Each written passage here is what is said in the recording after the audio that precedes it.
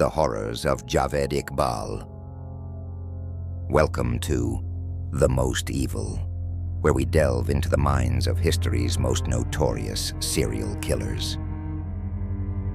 Javed Iqbal was a Pakistani serial killer who murdered some 100 boys. His confessions sent shockwaves throughout the nation and beyond. Here is the story of Javed Iqbal. Javed Iqbal was born in Lahore, Pakistan, in 1956. Coming from a wealthy and influential family, he had opportunities many could only dream of.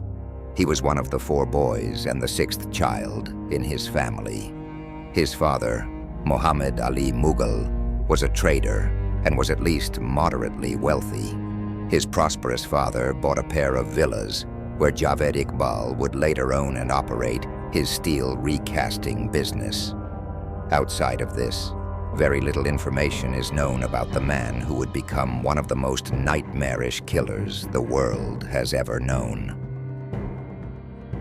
Javed Iqbal killed exactly 100 children. Not one more or less, but exactly 100. And he did that for a reason. Iqbal would later go on to boastfully tell the authorities and interviewers that he could have easily killed 500 or more children. But he stopped at 100 because that's what he'd promised himself that he would kill. Exactly 100 children. And he wanted to keep his promise to himself. Once the twisted serial killer hit his mark, he would give up killing, which hints at how cold, uncaring, and calculated of a man Iqbal was.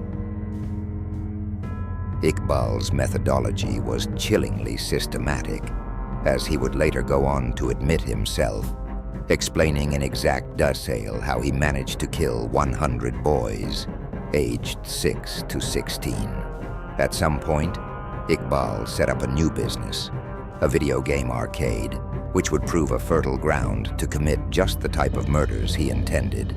Iqbal would offer young boys tokens for the video games at a discount, or sometimes for free.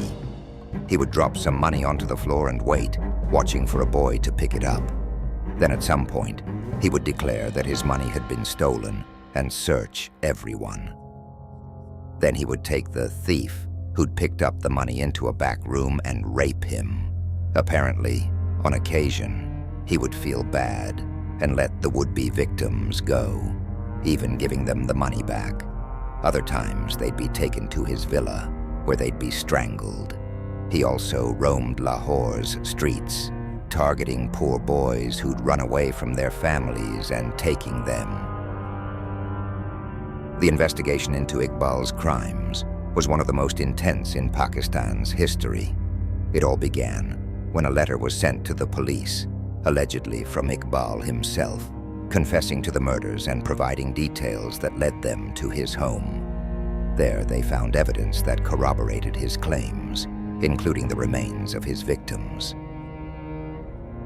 At some point, in December 1999, Javed Iqbal decided to pen a letter and tell of his crimes in detail, sending it to both the police and the local newspaper. He had kept detailed records of everything he had done, like many obsessive serial killers do, to sort of relive the experiences. Even this seemingly spontaneous act was coldly calculated. Iqbal had reached the 100 victims he'd promised himself and had no need or want to continue his murderous rampage. This killer was ready to be caught. He didn't try to conceal his identity, but rather was making a full disclosure public confession of his crimes and tying them to himself. A manhunt ensued. Javed Iqbal turned himself in at the offices of a newspaper called the Daily Jang on December 30th, and the police came to arrest him. Psychologists analyzing Iqbal's case pointed to deep-seated psychological issues, possibly rooted in his childhood. His crimes left an indelible mark on Pakistani society, leading to changes in how child protection laws were enforced. The sheer scale of his confessed atrocities highlighted severe deficiencies in the social safety nets for vulnerable children. Javed Iqbal's story is a grim reminder of the evil that can lurk beneath the surface of society. His heinous acts left a scar on the collective consciousness of Pakistan, prompting both horror and a call to action to better protect the nation's children.